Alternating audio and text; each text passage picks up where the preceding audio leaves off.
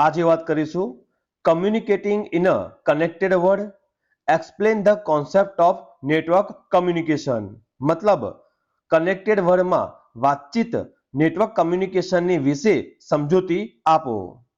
જેમાં સૌથી પહેલા OSI મોડલ.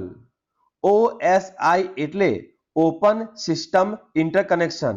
એ એક રેફરન્સ મોડલ છે જે વર્ણવે છે કે કેવી રીતે એક કમ્પ્યુટરમાં સોફ્ટવેર એપ્લિકેશનમાંથી માહિતી ભૌતિક માધ્યમ દ્વારા બીજા કમ્પ્યુટરના સોફ્ટવેર એપ્લિકેશનમાં જાય છે.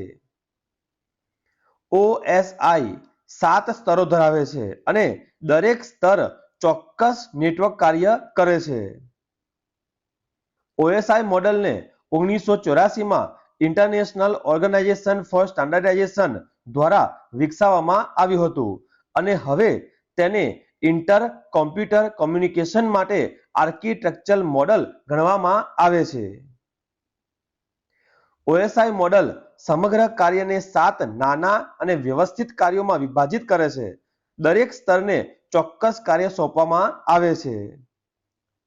જેમાં સૌથી પહેલા physical layer, data link layer, network layer, transport layer, session layer, presentation layer, application layer.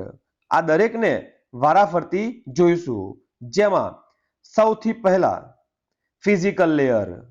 તે ભૌતિક માધ્યમ પ્રદાન કરે છે જેનાથી બિટ્સ ટ્રાન્સમિટ થાય છે. Data link layer. તેનો ઉપયોગ ડેટા ફ્રેમ માટે એરર ફ્રી ટ્રાન્સફર માટે થાય છે. Network layer.